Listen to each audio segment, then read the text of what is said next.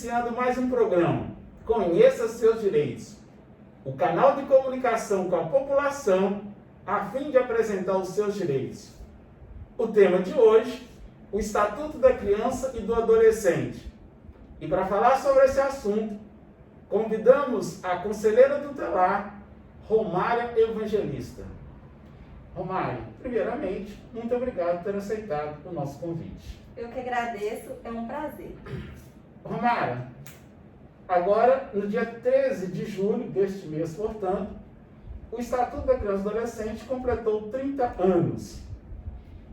Em Governador Valadares, o que podemos comemorar com esses 30 anos do Estatuto da Criança e do Adolescente? O que falta? Quais são as expectativas aqui para a nossa cidade? Então, os 30 anos do Estatuto da Criança e do Adolescente é um avanço nacional, porque em 1996 nasceu o Conselho Tutelar junto deste Estatuto. E antes disso, nós tínhamos apenas o Código de Menores. Criança e adolescente não era sujeito de direito.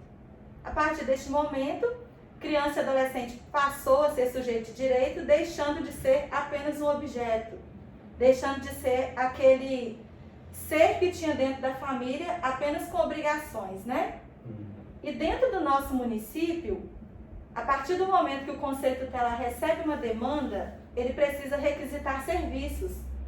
E o avanço que nós tivemos em Governador Valadares é que nós temos uma rede de proteção para estar amparando e recebendo essas requisições de serviços. Isso para nós é um avanço muito grande, porém, nós ainda temos dentro do sistema de garantia de direito algumas falhas, alguns serviços que na sua execução não estão tendo um bom funcionamento. E aí as expectativas são de melhorias. Esperamos que com isso tenhamos criação de novos serviços, tenhamos a efetividade dos direitos garantidos na lei. Ok. Quais os casos, problemas mais comuns na nossa cidade? O Conselho de Governador Valadares atende outras cidades? Quais seriam essas outras cidades? Um total de quantas cidades? Na verdade, o Conselho Tutelar é regido pelo Estatuto da Criança e do Adolescente, que é uma lei federal, e ela determina que cada município tenha, no mínimo, um Conselho Tutelar. Então, o Governador Valadares só tem competência dentro do nosso município. Aqui nós temos 2 Conselhos Tutelares que só pode atuar dentro dessa área de competência. Qual o papel do Conselho Tutelar? Como é a rotina de vocês? E nessa pandemia, houve alguma alteração?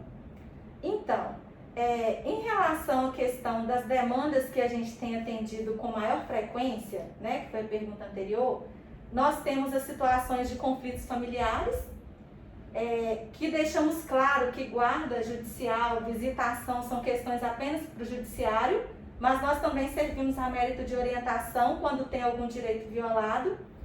As questões de violências também são muito incidentes, porém a Polícia Militar é que atende crime, mas o Conselho Tutelar ampara na medida de proteção naquilo que lhe cabe.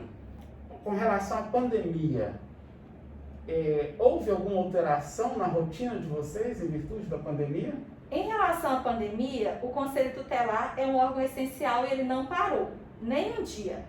Então, o que acontecia antes, as denúncias improcedentes, após a pandemia, a comunidade, a sociedade em geral tem tido consciência e eles têm passado demandas que realmente necessitam de atendimento.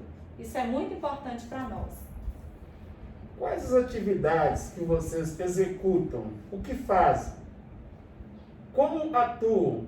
Como resolvem e dão andamento a esses procedimentos? As demandas chegam através do Disque 100 ou denúncias feitas pelo telefone ou pela rede em geral quando tem ciência de alguma violação de direito. Então, ao receber a demanda, a gente vai qualificar aquela família para saber qual conselho tutelar vai atender, porque nós temos 2 regiões para atendimento. A partir desse momento, a lei determina que possamos fazer notificações àquelas pessoas, né, que são responsáveis. Também podemos aplicar as medidas de proteção, requisitar serviços, encaminhar para que a rede do município esteja trabalhando essas demandas e até mesmo advertir os pais ou responsáveis, ou até mesmo o adolescente orientar a criança em relação da conduta. Você falou em a proteção, voltando aqui agora para o lado criminal, o lado direito penal, nós podemos acrescentar aqui a questão de que o Estatuto da Criança e do Adolescente não traz nenhum tipo penal para o adolescente. Nós temos tipos penais para os maiores, como os pais, comerciantes, diretores de escola, dentre outros. Em relação aos menores, o Estatuto da Criança e do Adolescente, ele diferencia a criança do adolescente, né, que criança, toda pessoa com idade compreendida entre 0 e 12 anos incompletos, e os adolescentes de 12 a 18 anos incompletos. No caso das crianças, temos medidas protetivas, né? E para os adolescentes, além das medidas protetivas, temos também as medidas socioeducativas. E a mais drástica, a de internação, que pode ser de no máximo 3 anos, em praticando um ato infracional. Ou seja, o menor, adolescente, ele não pratica crime, e sim ato infracional análogo a um crime. Então, exemplificando, enquanto que o maior, praticando um crime de homicídio, por exemplo, com pena de 12 a 30 anos, no caso do homicídio qualificado, o menor, em matando alguém, ele vai responder pelo ato infracional análogo ao crime de homicídio qualificado, com a medida socioeducativa de internação de, no máximo, 3 anos. Mas isso é só um adendo aí, voltando, puxando aí para a minha área do direito penal. Sim. Romário, gostaria de que você desse um conselho, né, à população, como ajudar o trabalho de vocês. Quais os conselhos, né, que eles podem dar para as crianças e adolescentes, como conscientizá-los? Então, em relação à questão de criança e adolescente, a Constituição Federal já traz no artigo 227 que é dever de todos, né? É dever da família, da sociedade em geral, da comunidade, do Estado. Então, a comunidade em geral, seja aquele vizinho, seja a escola, seja aquela pessoa que está ali do lado daquela família, quando verificar que tem alguma violação de direito acontecendo, que é em decorrência de negligência da própria família, pode estar acionando os órgãos de proteção. Mas também tem aquelas situações que acontecem que a própria família não tem estrutura. Aí a comunidade entra com o apoio. Nós temos ciência que o próprio município ou o Estado não tem condições de estar amparando a todos, principalmente em relação às questões sociais, né? Questões materiais. Então, não é motivo que a gente justifique dentro da lei a retirada de uma criança ou um adolescente por falta de recursos. Então, a comunidade em geral, ela pode estar encaminhando essa família para uma igreja, para um grupo de intervenções, né, para apoio. Então, assim, cada um fazendo a sua parte, vai estar mantendo aquela criança, aquele adolescente, dentro de uma segurança que a lei estabelece. E com a ajuda de todos, a gente consegue ter uma sociedade melhor. Ok, muito obrigado. Romário, nós estamos chegando no final do nosso programa e eu gostaria que você deixasse aí uma palavra para toda a população brasileira. Eu agradeço muito a confiança de todos. Espero que todos estejam acreditando que a nossa lei veio para estabelecer uma melhoria para o nosso país.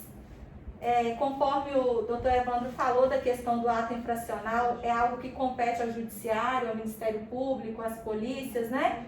Mas o Conselho Tutelar, ele também atende aquelas demandas na aplicação da medida de proteção. E nós sabemos que a família é a base de tudo. O Estado, ele é aquele que vem para poder dar o amparo. Mas quando a gente pensa em criança e adolescente, não tem como a gente não pensar em família, em raízes, em estrutura. E como é dever de todos, nós somos cooperadores para que o mundo seja melhor. Ok. Mais uma vez, muitíssimo obrigado pela entrevista. Quero agradecer também a Silvana Vicário, que não está aparecendo aqui, mas ela está conosco aqui na gravação.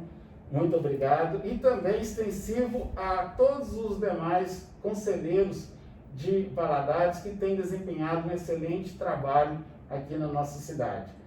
E gostaria de também convidá-la para estar conosco em outros programas. Muito obrigada, em nome de todos eu agradeço.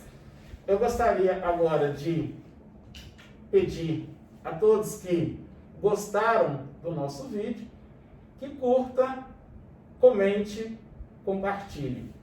Nos veremos no próximo vídeo.